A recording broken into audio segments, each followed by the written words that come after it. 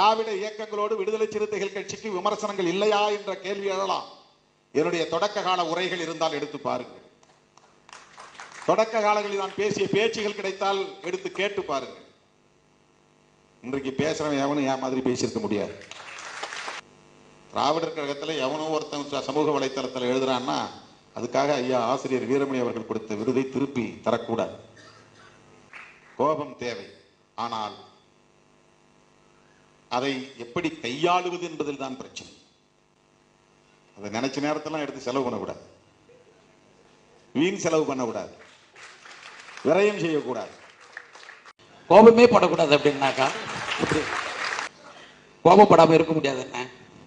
ஏன்னா சுயமரியாதையோடும் வாழறதுக்கு கோபம் தான் மிகப்பெரிய உந்துதலாக இருக்கிறது என்று நம்புகின்ற ஒரு தலைவரை நிழலில் இருக்கிற நாங்கள் கோபப்படாமல் இருக்க முடியாது.